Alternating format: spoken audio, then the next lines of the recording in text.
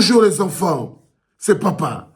Mon mur est un asile psychiatrique à ciel ouvert et ma salle d'attente est toujours bondée. Partage frérot, tu viens de te réveiller, sinon un peu. Bienvenue à la clinique les enfants. Conférence épiscopale du Cameroun. J'ai gardé le podcast pour le dimanche matin pour que vous compreniez très bien que même quand le Seigneur lui-même a déjà donné les mains, le peuple ne peut plus reculer. Je vous ai dit, pour 2025, vous devriez vous battre. Nous allons devoir nous battre. Je vous dis et je vous le redis. Le Seigneur lui-même a pris place à nos côtés. Parce qu'en ce moment, Paul Biya lui-même, le bon Dieu là-haut, nous voit pour un envoyé du diable. Alors, la conférence épiscopale du Cameroun a décidé de prendre encore plus clairement position et de refixer la position du Vatican. Parce que vous vous rappelez encore que Paul Atangandji a essayé de menacer tous les hommes d'église, de l'archevêque de Yagua, l'archevêque de Ngaoundéré, en leur disant qu'ils doivent rester dans leur prérogative. L'église n'a pas à mettre sa bouche dans les affaires de politique. Il y a toujours eu séparation de pouvoir et que si jamais les pasteurs, les archevêques et les évêques continuent de mettre leur bouche dans les affaires de politique, il va les mettre en prison. Il va les passer au Molinex. C'est ça. Et directement, qu'est-ce qui s'est passé après? Jean Barga a tapé 2 pieds en arrière.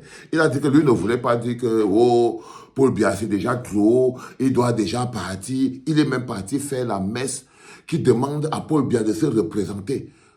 L'archevêque Jean Barga de Yaoundé. Comme quoi, il faut faire très attention. Il y a des hommes d'église qui ont leur Dieu sur terre. Faites très attention. Il y a des hommes d'église qui ont leur Dieu sur terre. Et quand vous voyez un homme d'église qui a son Dieu sur terre, celui-là, il est très compliqué. Ce n'est pas lui qui vous devez aller voir. Et je crois que Jean Barga, l'archevêque de Yaoundé, c'est quelqu'un que lui, il a son Dieu sur terre ici, là. C'est Paul Biya.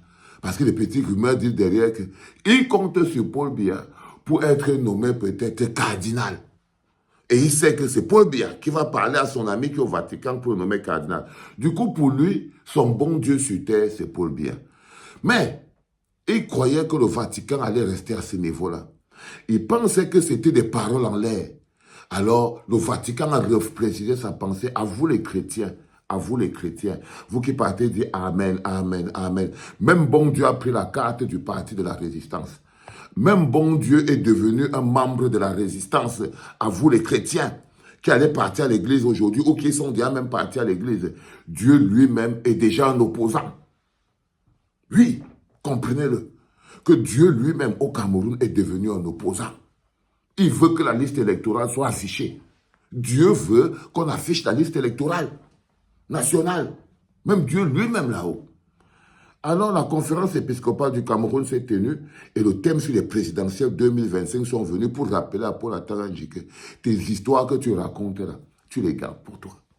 Oh, les enfants, partagez. Vous êtes sur le tout premier podcast de la clinique, les enfants. Partagez. Partagez. C'est un réveil d'esprit. C'est un réveil d'esprit parce que quand tu atteins un niveau où Dieu lui-même est déjà un opposant, Dieu lui-même a déjà pris position, Dieu a déjà pris la carte du parti, Dieu exige déjà lui-même l'affichage de la liste électorale nationale. L'Église catholique, le Vatican dit à Paul Atangandji que va te faire voir avec ton Molinex en produisant donc pendant la conférence épiscopale du Cameroun cette lettre à l'attention de tout le monde, présidentielle 2025. La première chose que tous les évêques du Cameroun vous redemandent encore, parce que le message là vient de Dieu, c'est d'aller vous inscrire sur les listes électorales. Invitation à s'inscrire sur les listes électorales. Invitation à vous inscrire. Dieu a demandé aux pasteurs et aux églises et à tous les gens qui travaillent, à évêques, archevêques, que vous allez vous inscrire sur les listes électorales. Alors les pasteurs écrivent la parole du Seigneur. En vue de l'élection présidentielle d'octobre 2025, nous, vos pasteurs, exhortons tous les citoyens camerounais à s'inscrire massivement sur les listes électorales et à participer activement au scrutin à venir.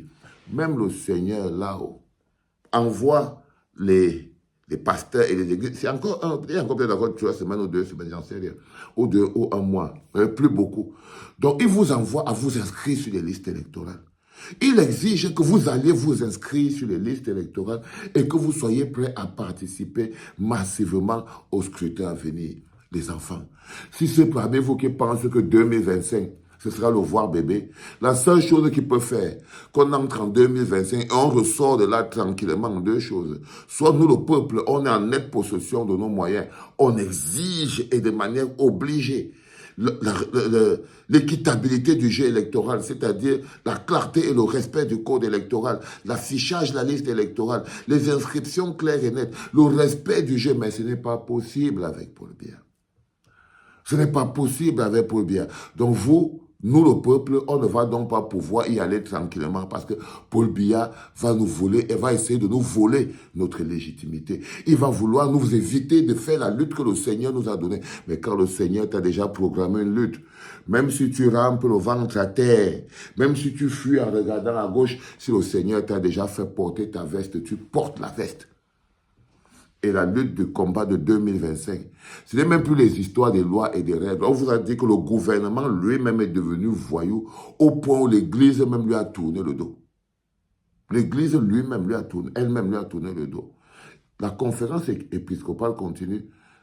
Le vote est à la fois un devoir civique et un moyen de construire l'avenir de notre pays. Le vote est d'abord un devoir civique et un moyen de construire l'avenir de notre pays. Oui, parce que c'est le vote qui nous permet de choisir nos dirigeants. C'est le vote qui nous permet de choisir un programme politique. C'est le vote qui nous permet de donner une direction à notre pays. C'est le vote qui nous permet de comprendre que nous sommes des parts entières du pouvoir de notre pays. C'est par le vote qu'on existe. C'est pour ça que le seul moment où l'homme politique est vulnérable, c'est pendant l'élection. Parce que c'est en ce moment-là où le pouvoir est au peuple. Parce que c'est en ce moment-là où le pouvoir est au peuple, pendant l'élection. Et vous devez être prêt à jouer votre rôle maintenant, 2025. Que ça passe ou que ça casse. Parce qu'il n'y aura pas un autre moment précis où le pouvoir sera au peuple et vous allez vous lever. Et vous l'avez vous levé parce qu'on a un peuple qui a encore besoin d'un déclencheur. Le vote est à la fois un devoir civique et un moyen de construire l'avenir de notre pays. S'abstenir de voter, c'est abdiquer sa responsabilité citoyenne. Même le prêtre, le pape, le Vatican, à vous les chrétiens, on vous dit que s'abstenir de voter, c'est abdiquer sa responsabilité citoyenne. Ça veut dire que ceux qui sont restés chez eux et qui vont dire, nous, on ne va pas voter. Ceux qui vont laisser les gens venir, les Tchadiens, les Centrafricains, les Anglais, venir voter. Ceux qui vont permettre les multiples votes, les doublons, les triplons. Ceux qui vont faire voter les morts. Ceux qui sont en train de se dresser contre la parole du Seigneur. Et cela, vous devez savoir que les châtier n'est pas une faute. Les stopper pour Tangandje au Cameroun, le bloquer, mais avec les mains et tout et n'importe quoi, le bloquer, lui manquer de respect est une volonté du Seigneur. Ne pas respecter pour la Tangandje, lui promettre la prison et s'assurer qu'il va partir en prison est une volonté du Seigneur. C'est une volonté du Seigneur. Arrêter pour la Tangandje en route et le mettre en prison est une volonté du Seigneur. Ne plus obéir. C'est-à-dire que quand pour la Tangandje vous envoie 3, 4, 5 petits gendarmes militaires et tout, à partir d'un moment, il faut les chasser. Parce que vous ne pouvez plus continuer à obéir à quelqu'un dont même le Seigneur a tourné le dos. Alors il dit, l'Église dans sa neutralité entend jouer un rôle de sensibilisation à l'importance du processus électoral. Le processus électoral, rôle de sensibilisation à l'importance du processus électoral. Ça veut dire que l'Église va aller plus loin. Ils ne vont pas seulement vous demander à vous de vous inscrire sur les listes électorales, mais ils vont, c'est pour regarder le processus électoral. Affichage de la liste électorale nationale, ça fait partie du processus électoral.